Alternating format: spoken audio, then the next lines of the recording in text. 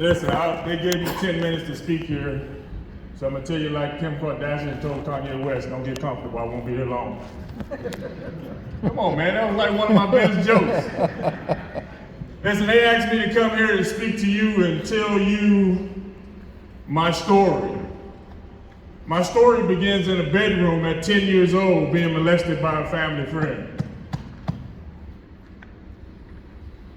Because I didn't want to upset my mother, who's a single parent with 4 children, I never told her. But that sent me into a tailspin. Pretty happy kid, but after that happened, special education in the 8th grade, failed the 9th grade, failed the 10th grade, failed the 12th grade, had to go to summer school because I failed all those grades. Well, because I have this big, humongous body, I was allowed to go to college and play basketball and football and all that great stuff, but I had never resolved the issues of molestation. I couldn't reconcile that a family friend, a person that stayed in my house all the time, who went to all kind of events with us, took advantage of me. So I'm in college. And I gotta be honest with you, I'm ashamed of this, but I need to tell this story.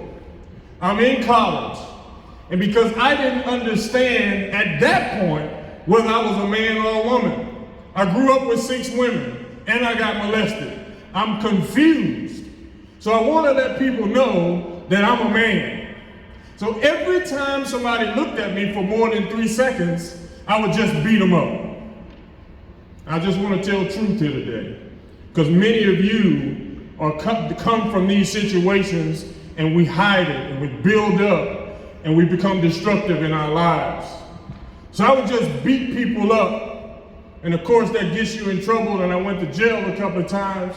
And one time, going to this party, these guys were tired of me. The word was out, he's a bully, he's angry, he drinks all the time. So I had some guys at a party, 6 guys waiting for me.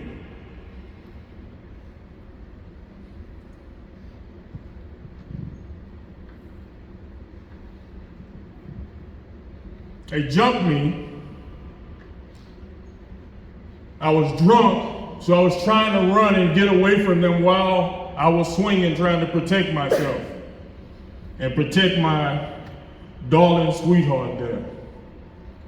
I'm running and I hear gunshots, pop, pop, pop. And this guy is right up behind me, and I duck down and the bullet lodges in my shoulder. And he's standing over me, trying to empty the gun in my face. He didn't have any more bullets, and so some of his friends came over, and I wish I could take my shirt down, took a shovel and was trying to swing it and cut me beat me in the face. And I was blocking it with my arm. So I get airlifted out to Tyler Medical Center, where I almost lost my life at 21 years old. I go home and I heal, but I'm still a basketball player. That's the only skill that I have. The coach said, hey son, come back. We want you to finish out the year. Let me tell you the importance of having good friends in your life and what friends really are. So I get back and go back to the same party, pure ignorance, right? You go back to the same place because that's all I know is to party and play basketball. Go back to the same place and the guy's there. And so my friends say, hey, Prime, they used to call me Prime Time. They say, hey, Prime, he's in the building. These are my friends now. I said, man, what are we gonna do? My friends. It's important to have good friends. These are my boys, 10 toes down. They got my 6, right?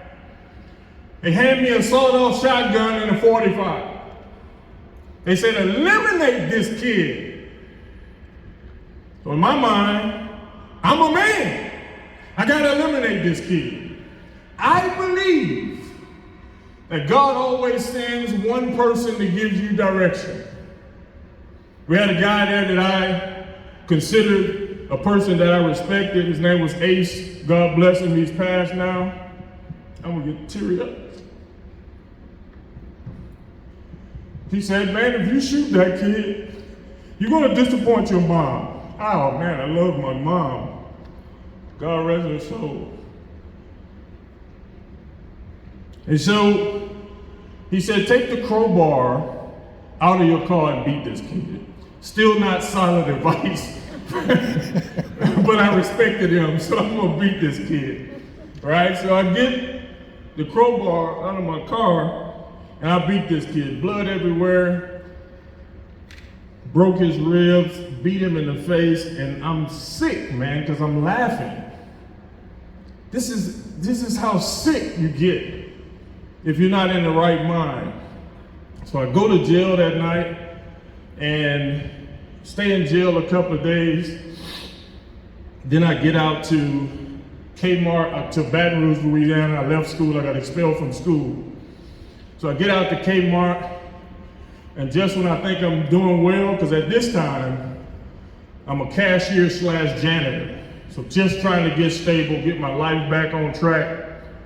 And I don't know how this happened. I think it was Immaculate Conception or something. This lady calls me and says she's pregnant. I said, what? She calls me and says she's pregnant. So now, I don't know what to do. I can't take care of her on a Kmart salary. I'm a janitor, I'm a cashier. So now here comes the army. I can blow up some stuff. That's easy. You don't need to be smart to do that. The problem was, I went down to take the ASVAB and I was drunk and I scored a 92 on the GT score. Yeah, it's pretty bad, right? So they offered me cook and field artillery. I said, which one can get me out of here the fastest? So they gave me field artillery because I could leave in about 3 weeks. I want you to know I still hadn't resolved the issue of molestation on whether I was a man yet. I get to my first duty station, 1990, at the end of 1991, listen to me carefully. Before 1992 happened, 2 Article 15s, chapter paperwork in hand. I couldn't deal with authority. I couldn't handle people hollering at me and putting me down and telling me I wasn't nothing. I couldn't deal with that. That's combat arms. So I'm standing in the commander's office and he's telling me, this is a great day for the United States Army. We're getting rid of a thug like you. He called me a piece of excrement. I didn't even know what that was, but it sounded like really bad. So he's pushing me out, and now I gotta go and do extra duty. We actually used to do extra duty, like paint rocks, dig ditches and all that kind of stuff. You guys still do that on extra duty? You still do? You say who? That means you had Article 15. So I'm out there doing extra duty. And I'm telling you, I'm raging. Even though I did disrespect the NCO, he probably deserved it. But listen, I did disrespect him, but I'm out here raging on extra duty. And so I hear a voice, and I say, God, is that you? He said, Private, get over here. So I knew it was the Sergeant Major, right? So the Sergeant Major comes over and says to me, very explicit language. I haven't cussed since yesterday. Very explicit language. Stop being a sorry asbestos punk. And I'm telling you, I'm about to hurt this man. And he said, because my wife and my kids I was sitting on my little Dodge coat, and he said, if you won't do it for yourself with your sorry asbestos, why don't you do it for them? Man, that's tough, man. I had no self-esteem, no self-worth. I'm drinking myself to sleep at night. She don't know about that, but I can't survive because I don't know how to function. So this sergeant major says to me, I'm gonna take you under my wing. He says, lift your head up. Stop crying. You are more than your poor self-worth. You are more than your poor self-esteem. So he brought me in to be his driver. I'm gonna wrap this thing up here in a second. And so he sent me to 10 Soldier of the Month boards in a row. You know what that means? I ain't passed none of them. He said, this boy dumber than I thought, right? But in that process, I was becoming a man. In that process, I was becoming somebody I thought was worthy of being a husband and a father. What Sergeant Major didn't know was, listen to me carefully, I was an hour away from suicide. I already had the plan. I said to myself, I'm a horrible father, an even worse husband, and I can't accomplish anything. So they're gonna be better without me.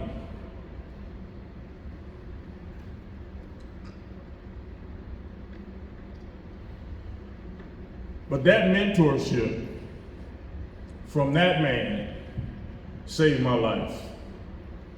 All of us, in my humble opinion, need somebody in our lives that can come alongside of us and help us through those dark times. And I'll conclude here for a second. I'm in the field artilleryman. We're in Grafenwehr, Germany, and I see I'm on my track, and I'm just, even though I'm trying to change my life, it ain't that easy. Once you're identified in the unit as a bad soldier, then everybody just thinks you're the worst. So I'm on my track crying. I don't know what to do with myself, and I see off in the distance this dude with a candy basket going around shaking everybody's hands and laughing. It was the chaplain. I said, oh my God. If there is a God, please don't let that dude come over to talk to me, because first of all, he's weird. And second of all, I don't want to talk to no chaplain. He can't understand me. And as God would have it, this guy came over and talked to me for 1 solid hour, just about life. And he said something to me that would change my life forever. He said, why don't you become a chaplain to help people like yourself? Bam! He said that.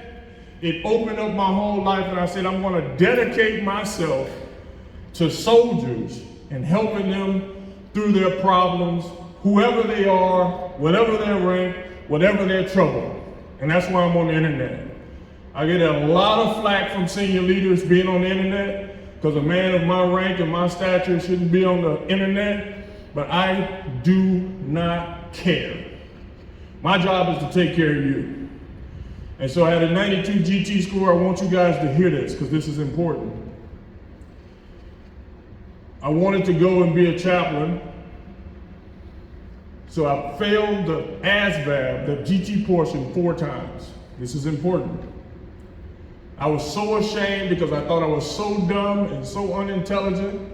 I went to the local high school, nobody knew about it, and I hired a 9th grader to help me pass the ASVAB. I'm 28 years old with a wife and 2 kids. And I passed the ASVAB, Roger, and that's why I'm here today. But my message to you is, listen to me carefully. Most people die at 25, but they're not buried until they're 75. I'm gonna say that a couple more times so that'll register to you. Most people die at 25, but they're not buried until they're 75. Most of us, in our worst times, paint ourselves into this false narrative that life is over, I'm no good, I'm not smart enough, I'm not good enough, and you give up on yourself in your most crucial times. Most people die at 25, they're not buried until they're 75, and now you're just living your life until you're 75 years old, till you get to be 75, and you live a life of regret till somebody is throwing the dirt on you. You have an opportunity, whatever your trouble, whatever your situation, whatever you're going through, to have an opportunity to reach out to somebody, to talk to somebody. As I conclude here, one of the things my wife asked me to do, besides being a cleaner person, this is like the worst audience I've ever been in front of. You guys gotta laugh at that, man. I'm getting paid for this.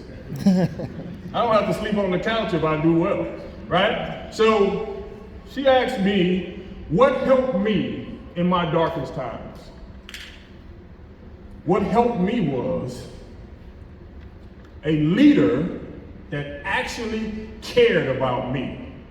Because up to 27 years old, nobody had told me I was anything but a dirtbag, sorry, lazy, and all other adjectives that you can think about. This man brought me in his office and he told me four words that changed my life. I believe in you.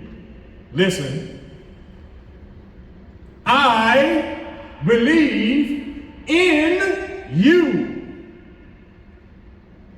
See, sometimes as human beings, we think our little snide comments and our little negative comments to our friend, and I'm just gonna tell you like it is, because you this, and this. Yeah, sometimes that don't work. We need people to believe in us. That's what got me out of the grave. That man said he believed in me. What are some of the factors that didn't help me? My friends. We were the E4 Mafia, right? And all of my friends would tell me, I used to go back and go to the BSEP, yeah, you dumb, you ain't gonna never do that, you ain't gonna never pass that, you know. I said, no, yeah, but I wanna be an officer, I wanna be a chaplain. Yeah, you can't even be a good E4. How you gonna be an officer? My challenge to you, and I know it's hard, you're the sum total of the 5 people you hang around. But most of us, I'm gonna be a little harsh on you, are cowards. We are afraid to space from those people in our lives that are negative to us, that drain us, that set us on the path of destruction. You are the sum total of the 5 people that hang around you. I would ask you, emphatically, to get around some folks that are going to elevate you. Your mama and dad have been telling you that since you were 2.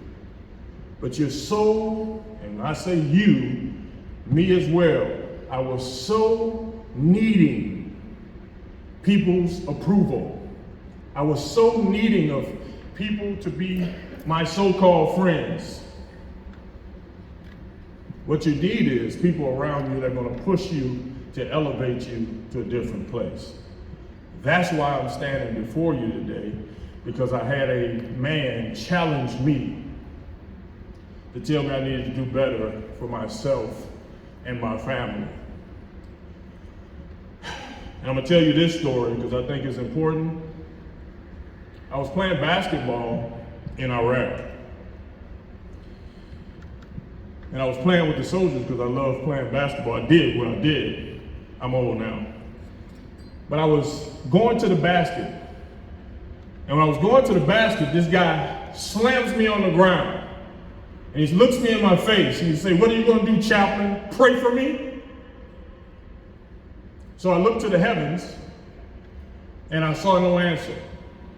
So when he came back down the lane, I want you to hear this, Sergeant, because this is what your chaplain is supposed to do. He came down the lane and opened up like Moses in the Red Sea, and he went to lay the ball up. I grabbed him and slammed him down. I said, "God bless you, soldier." Thank you, guys.